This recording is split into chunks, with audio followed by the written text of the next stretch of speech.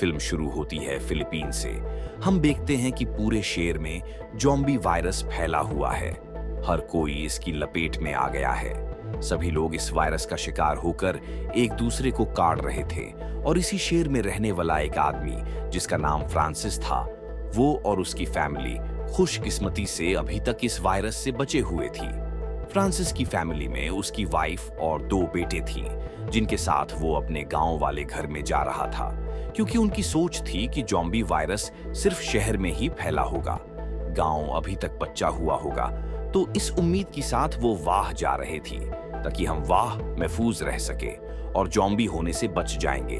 अब गांव में फ्रांसिस की मॉम डैड भी रहा करती थी। जैसे लोग अपनी घर में आए, फ्रांसिस अपनी डैड के रूम में जाता है।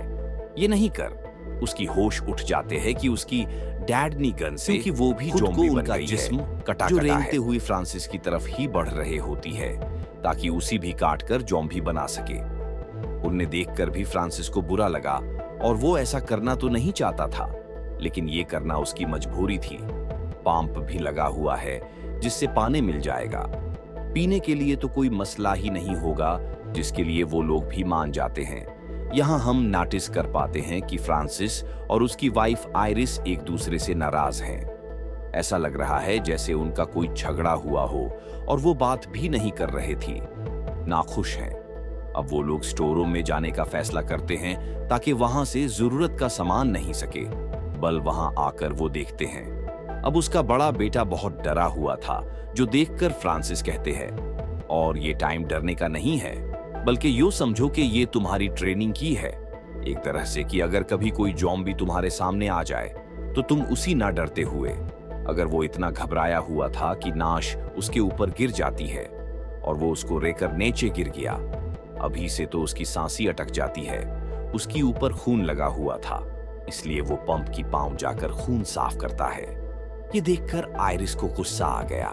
अपने बड़े बेटे के जाने के बाद वो फ्रांसिस को कहती है कि ये सब कुछ तुम अभी से उसे क्यों सिखा रहे हो, बच्चा है। अभी वो इस पर फ्रांसिस चिढ़ कर कहते हैं, क्या बच्चा है भाई, ये सब बातें सोचने का टाइम नहीं है। अगर जिंदा रहना है तो ये सब तो सीखना पड़ेगा। अब यहाँ हम नोटिस कर पाते हैं कि फ्रांसिस अपने बड़े बेटे से ज्यादा छोटे से प्यार करता था। बड़े पर उसकी जन्नत वजह नहीं थी। अब ऐसा क्यों था? आखिर क्यों अपने बच्चों में वो फर्क करता था? इसका जवाब हमें जल्दी पता चल जाएगा। शाम को सारे काम शम चेक करने के बाद फ्रांसिस और आयरिस बेसमेंट में जाते हैं, जहां आकर फ्रांसिस बौखला गया।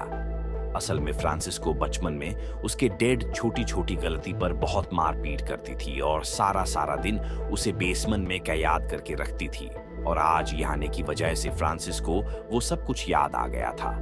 इस वजह से उसकी ये हालत हो रही थी, पर आयरिस उसे समझाती है कि सवालों कुछ को ऐसी मत करो जिसके बाद वो लोग खाना खाने बैठ जाते हैं। फ्रांसिस का बड़ा बेटा बताता है कि मेरी दोस्त ने मुझे मैसेज किया था कि मैं अपने माउंट डैड के साथ पहाड़ के पास बने कैंप में जा रही हूँ, जो जगह बिल्कुल महफूज है और वहां और भी बचे हुए लोग रह रहे हैं, तो मेरे ख्याल से हमें भी वहां चलना चाहिए। कि सुनकर फ्रांसिस साफ साफ मना कर देता है, कहता है कि नहीं, हम कहीं नहीं जाएंगे, क्योंकि वहां तो हमें ठीक से खाना पीना भी नहीं दिया जाएगा, और यहाँ देखो हमारे पास खाने पीने का सब कुछ है, किसी चीज की कमी नहीं है, तो हम यही रहेंगे बस।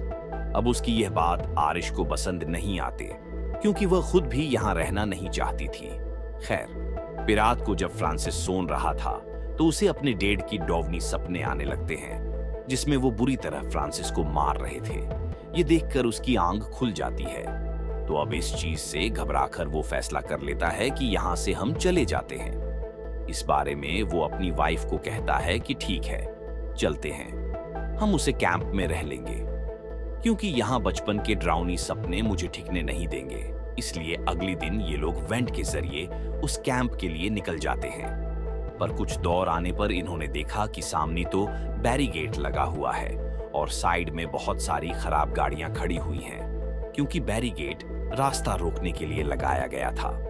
आयरिस गाड़ी से उतरकर वो बैरिकेड हटाने जाते हैं, पर तब भी एक डरावना सा ज़ॉम्बी कोशिश करता है हमला कर। फ्रांसिस फौरन गन लेकर बाहर आया और ज़ॉम्बी को शूट करके मार देते हैं, पर कुल्ली की आवाज से वहां बहुत सारे जॉम्बी जा जाते हैं, जिनसे बचने के लिए वो लोग गाड़ी में चुक जाते हैं। फिर फ्रांसिस एक बॉम्ब बाहर फेंककर सभी जॉम्बी को उड़ा देता है। पर यहाँ सबसे बड़ी मुसीबत ये हो गई थी कि उनकी वैन तो खराब हो गई थी। अब इसलिए ही पैदल ही जलने लगते हैं और दूसरा कोई और रास्ता इनके पास नहीं था गांव से बाहर जाने का, इसलिए वो वापस गांव में ही आ जाते हैं। फिर अगली सुबह फ्रांसिस जाकर अपनी खराब वैन को ठीक कर लेता है, पर इस बारे में वो अपनी फैमिली की लोगों को नहीं बताता, क्योंकि उसने जैन बना लिया था कि वो लोग यही रहेंगे। वो सोचता है कि गांव में तो मुझे बस बुरे सपने ही सताएंगे, ना कि ये जॉम्बी, तो इसलिए कुछ भी हो जाए हम यही रहेंगे, क्योंकि बाहर बहुत सारे जॉम्बीज हैं। इसलिए वो घर को और अच्छी से ठीक कर लेता है, लाइट्स वगैरह भी लगा लेता है। फिर अपनी फैमिली के साथ डांस करने लगा ताकि वो लोग भी एंजॉय कर सके। इसके बाद फ्रांसिस की दोनों बेटे पुरानी तस्वीरियां देखने लगते हैं, जिनमें फ्रांसिस की बाई की भी तस्वीरियां थीं। अब यहाँ छोटा बेटा अपनी बाई को कहते हैं, बाई, आपने एक बात नोटिस की है, आप पापा की बाई जैसे दिखते हो। बिल्कुल ना कि पापा जैसे, जो सुनकर तो बड़े बाई की होश हो जाते हैं, क्योंकि अब जाकर वो सारी बात समाइशता है कि अच्छा, तो ये बात है कि पापा मुझसे इतना नाराज क्यों रहते हैं, क्योंकि उससे भी पता चल चुका था कि मैं उनका बेटा नहीं हूं, बल्कि उनकी बाई का बेटा हूं। असल में फ्रांसिस की बाई के साथ आयरिस का ताल्लुक बन गया था, जिस वजह से ये बड़ा बेटा पैदा हुआ, और उसकी बाद भी फ्रांसिस ने आयरिस को माफ कर दिया और उसने ये फिर दोनों बच्चन को संभाला। पर क्योंकि वो उसका असली बेटा, क्योंकि उसकी जिम्मेदारी है मुझ पर, और इस वजह से एक्सेल, फ्रांसिस और आयरिस का झगड़ा भी होता रहता था। अब जब फ्रांसिस बाहर जाता है तो उसे एक डॉग काट लेता है। जब आयरिस उसकी मरहम पट्टी तो कर देती है, लेकिन वो ये भी कहती है कि हमें डॉक्टर के पांव चुलना चाहिए, कहीं ये ऐसा ना हो कि तुम्हें डॉग वाला जहर फैल जाए। ये सुनकर फ्रांसिस कहता है कि उस डॉग तो कुत्ता है और ऐसे डॉग जिससे लग रहा नहीं हो कि वो, तुम फिक्र ना करो, कुछ नहीं होगा मुझे। इसके बाद फ्रांसिस का बड़ा बेटा उसे कहता है, पापा, मैं भी अपनी फैमिली के लिए कुछ करना चाहता हूं, ताकि जरूरत पड़ने पर मैं काम आ सकूं। फ्रांसिस कहता है, बेटा, अभी तुम छोटे हो, और अगर तुम कुछ को बड़ा समझती हो और तुम्हें लगता है कि तुम अपनी फैमिली को बचा लोगे, तो ये बताओ कि हमें बचाने के लिए तुम किसी की जान ले सकते हो। इस बार वो हमें जवाब देता है, कहता है कि जी पापा, अपनी फैमिली को बचाने के लिए मैं किसी की भी जान ले सकता हूं। इसलिए फ्रांसिस उसे गन देकर सामने शूट करने को कहता है। अब उसका बेटा काफी डरा हुआ था, पर फ्रांसिस उसे और डरा दे ताकि उसकी अंदर का सारा डर ही निकल जाए। तब यहाँ पर आयरिस और उनका छोटा बेटा भी आ गया। ये देखकर आयरिस कहती है कि तुम क्या करवा रहे हो, इससे अब भी वो ये करने की काबिल नहीं हुआ। फ्रांसिस देख नहीं रहे कि वो कितना डरा हुआ है। अब अपनी माँ की ये बात सुनकर वो शूट कर देते हैं, पर गोली की आवाज सुनकर वहां जॉम्बीज आना शुरू हो जाते हैं। इसलिए वो लोग अपनी जान बचाने के लिए घर की तरफ भाग जाते हैं, पर जॉम्बीज भी उनका पीछे करते करते घर तक आ गई थी। लेकिन इससे पहले वो घर में घुसते, तभी वहां एक बड़ी गाड़ी में कोई आ जाते हैं, जो डाइट जलाकर जैसे ही जॉम्बीज का ध्यान गाड़ी पर दिया, वो आदमी गाड़ी लेकर वहां से चला जाता है और जॉम्बीज भी पीछे पीछे भाग जाते हैं। इससे उन लोगों की जान बच पाती है। पर फ्रांसिस ने उस गाड़ी को पहचान लिया था, जो गाड़ी ड्रेरसेल उसकी भाई की थी। जी हाँ, वो ही भाई जिसकी साथ उसकी बीवी की ताल्लुक थी, और बड़ा बेटा था, जिसका तो इसलिए अगले दिन फ्रांसिस अपनी भाई से मिलने गया, वो काफी गुस्से में था। उसका भाई कहता है कि शांत तो जाओ भाई, मैं बस ये देखने आया था कि मॉम डैड ठीक हैं और नहीं। फ्रांसिस बताता है कि वो तो कब की मलदे हैं, और उसे गन दिखाकर कहता है कि तुम्हारा भी अब भी हाँ कोई काम नहीं है, चलो निकलो यहाँ से, वरना अभी की अभी बैठकर वहां से निकल जाता है उस कैंप में जाने के लिए। पर फ्रांसिस अपने भाई की मदद लेना नहीं चाहता था, इसीलिए वो नक्शे को झिलाने लगता है और अचानक वो रुक गया है। तो इत्यार की क्या पता ये नक्शे मुसीबत में काम आ जाए, जो सोचकर वो नक्शे अपनी पास रख लेता है। वापस घर आने पर वो खिड़कियों पर लकड़ियां लगा देता है, ताकि जॉम्बीज लकड़ियों की वजह से अंदर ना सके। अब उनका छोटा बेटा खेलते हुए बेसमेंट में जाता है, जहां उसे खिड़की से बाहर एक बूढ़ा जॉम्बी दिखाई देता है, जिससे बच्ची की हालत खराब हो जाती है। तभी उसे आकर आयरिस संभालती है और कहती है कि बेटा, यह बूढ़ा और कमजोर जॉम्बी है, जिससे हमें डंडने की कोई जरूरत नहीं है। अब उनकी यह बातें फ्रांसिस ने सुननी थी, इसलिए वो उस जॉम्बी की पास जाकर उसका सर ही जिससे अलग कर देता है। अब जब फ्रांसिस नहाने के लिए जाने वाला होता है, तो तभी यहाँ पर उसका बड़ा बेटा आ गया, जो वहां पर नक्शे को देख लेता है, लेकिन इससे पहले कुछ कर पाता है। फ्रांसिस उसे डांट कर वहां से भगा देते हैं।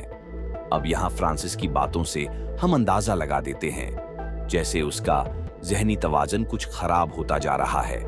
अब जब रात को सब खाना खा रही थी, तो बड़ा बेटा अपनी माँ को बता देता है कि डैड के पास एक नक्शा है।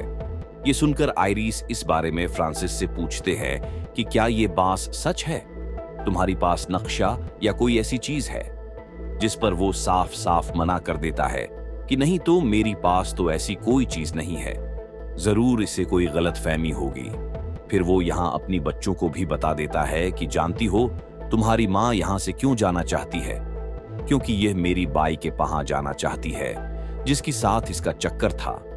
ये तो कुछ महीने पहले तुम दोनों को छोड़ के चली जाती, पर वायरस की वजह से नहीं जाता है।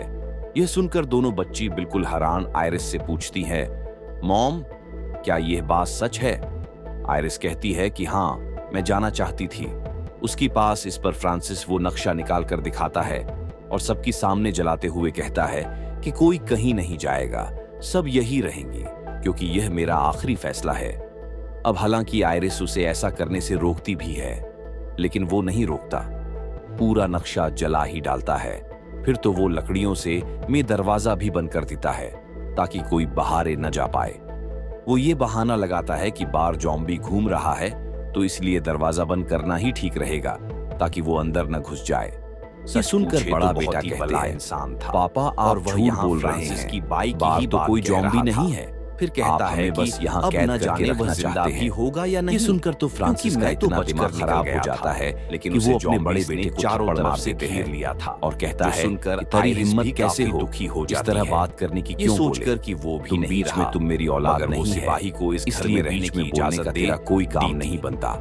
फ्रांसिस कहता है कि तुम यहाँ जख्मी सिपाही आकर दस्तक देता है, बेसमेंट में रहो, इससे मदद की जरूरत मेरी फैमिली से। फ्रांसिस कहता है कि चले जाओ यहाँ से, भी जाते हम तुम्हें अंदर आने नहीं देंगे। उनका बड़ा बेटा अब वो सिपाही वायरस का शिकार नहीं हुआ था, कहते हैं, इसलिए बड़ा बेटा जबरदस्ती दरवाजा खोल, मैं फ्रांसिस का सिपाही बेटा नहीं देकर आ जाता है, इसलिए तो वो मुझसे बताता है कि मैं पहाड़ की पास बने उस कैंप में सबसे प्यार करता हूँ, लेकिन आज वहाँ जॉम्बीज़ का हमला हो गया।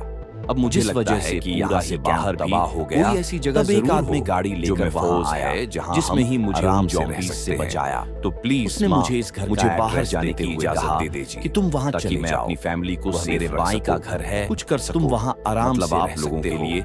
लेकिन आयरिस इसके लिए तैयार नहीं होती, पर जब वो बार बार जीत करता है तो आयरिस क्या ही कर सकती थी। वो मान गई तो वो घर से भाग जाते हैं। अब अगली सुबह जो फ्रांसिस घर में बड़े बेटे को नहीं पाता, तो वो हर जगह उसे ढूंढने लगता है कि न जाने कहां गया वो। लेकिन जब वो दरवाजे को खुला हुआ पाता है तो समझ गया कि वो भाग चुका है। इससे तो फ्रांसिस का दिमाग ही खराब हो गया और अब वो उससे में हथौड़ा उठाता है और उस जख्मी सिपाही पर वार करके उस बेचारी की जान ले लेता है। फिर तो वो आयरिस को भी मारकर भी होश कर देता है। जब उसकी आंख खुली तो वो खुद को बेसमेर में पाती है, जहां छोटा बेटा भी था, क्योंकि फ्रांसिस ने दोनों को ही बेसमेर में बंद कर दिया था, जिसका मतलब था कि वो और पागल हो गया है। तब भी उसकी नजर उसे कुत्ते पर गई। जिस भी फ्रांसिस को काटा था, फ्रांसिस उसे पकड़कर मार डालता है और उस डॉका मार से खाने के लिए उन दोनों के पास लेकर जाता है। पर जब आयरिस ने उसे खाने से मना किया तो गुस्से में फ्रांसिस प्लेट ही पटके मारता है। प्लेट में चाकू था, वो जब नीचे गिरा तो आयरिस उसे छुपाने का सोचती है ताकि उसकी मदद से कुत्ता को आजाद कर लो। लेकिन बेचारी की किस्मत कहां इतनी अच्छी थी, क्योंकि तभी फ्रांसिस भी चाकू देख लेता है और उसे उठाकर अपने पास रख लेता है। एक बार फिर दोनों को बेसमेंट में बंद कर कि वहां से बाहर चला जाता है। पर यहाँ आयरिस एक प्लेन बनाती है और वो अपने बेटे को जोर से चीखने को कहती है। उसकी बेटे ने जैसे चीख मारी, आवाज सुनकर फ्रांसिस बेसमेंट में आ जाता है और उसकी आते ही आयरिस उस पर हमला कर देती है। फिर अपने बेटे को लेकर आराम से बाहर आ गई और फ्रांसिस को वही कैद कर देती है। ये देखकर फ्रांसिस को अपने डैड की ख्याल आने लगते हैं कि इस तरह उसके डैड का जुल्म बोझ जरा होता था उस पर, जिस वजह से वो काफी डर जाता है। अब जब एरिस और छोटा बेटम बेसमेंट से बाहर आते हैं तो तब भी यहाँ पर फ्रांसिस का भाई आ जाता है, जिसकी हालत बहुत खराब होती है क्योंकि वो भी ज़ॉम्बी बन गया था। वो दोनों पर हमला करने लगता है तो अपने जान बचाने के लिए वो भागने लगते हैं, पर उसने एरिस को पकड़ लिया था। अपने भाई की आवाज़ सुनकर फ्रांसिस को गुस्सा नहीं लगता है। वो सोचते हैं कि कहीं मेरी फैमिली को भी ज़ॉम्बी ना बना दे। और अब जैसे उसका भाई एरिस को काटने वाला होता है तभी बेसमेंट का दरवाजा तोड़कर फ्रांसिस बाहर आ गया। वो अपने भाई को मारकर साइड में करता है। तभी यहाँ पर रोते हुए उनका छोटा बेटा आ जाता है क्योंकि फ्रांसिस की भाई ने उसकी बाजों पर काट लिया था। यहाँ की अब वो भी वायरस का शिकार हो जाएगा, ज़ॉम्बी बन जाएगा। ये देखकर वो घबरा गए, सोचते हैं कि ओह शिट, ये क्या हो गया, हमारी वॉट क्या होगा। पर आयरिस हिम्मत करती अपनी बेटे का वो बाजों कार देती है ताकि वायरस पूरे जिस्म में ना फैले, और उसकी जख्म की पट्टी करके वो फ्रांसिस को कहती है कि वैन लेकर आओ, जल्दी से इसे हॉस्पिटल देकर जाना है। तो फ्रांसिस जल्दी से वैन के पास भागते हैं, लेकिन यहाँ पर उनका बड़ा बेटा जो गन लेकर खड़ा था वो फ्रांसिस को देखनी था है। अब उसे खून में लटपट देकर बड़े बेटी को लगता है कि शायद डैड भोरी तरह पागल हो गई और इन्हें मॉम को भी